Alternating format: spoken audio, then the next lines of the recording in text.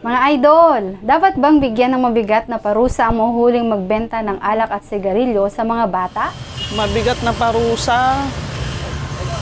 Siguro ano na lang, bigyan na lang sila ng first offense, second offense, third offense, ganon. Tapos, pagmumultahin na lang siguro. Kasi naghahanap buhay lang din naman sila.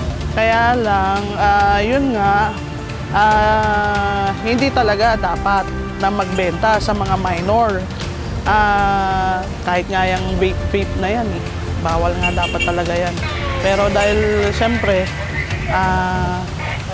doon sa mga adult naman na pinagbebentahan nila, yung nasa tamang edad, katulad ng mga matatanda, hanap buhay nga, siguro para sa mga bata na lang, magmumulta na lang, pagmultahin na lang, ganon. Pero yung mabigat na parusa na siguro yung ikukulong, ganon. Oo, ma'am. Dapat ganun, ma'am. Kasi yung mga bata, ma'am, na nakakabisyo na, kasalukuyan pa lang sila nag-aaral.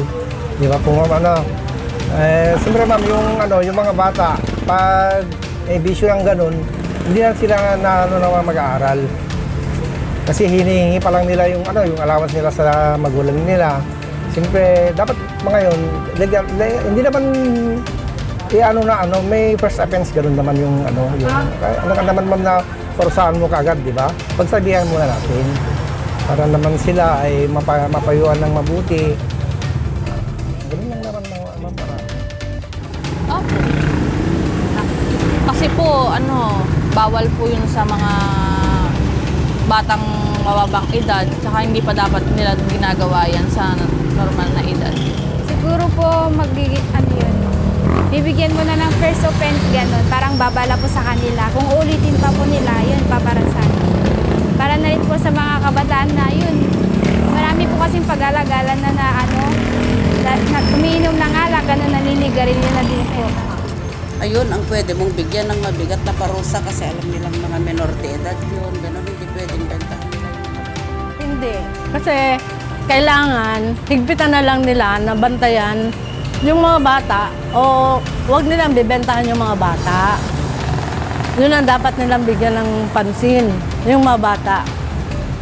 Kasi kung yung mga nagtitinda, kawawa naman na wala silang hanap buhay. Ang importante doon, bantayan nila yung mga bata na huwag mabentahan ng mga alak at sigarilyo.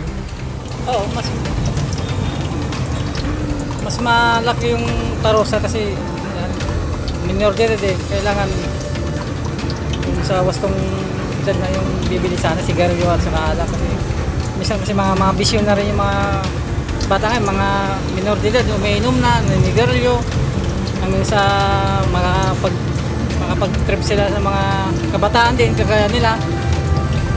Ngayon lang.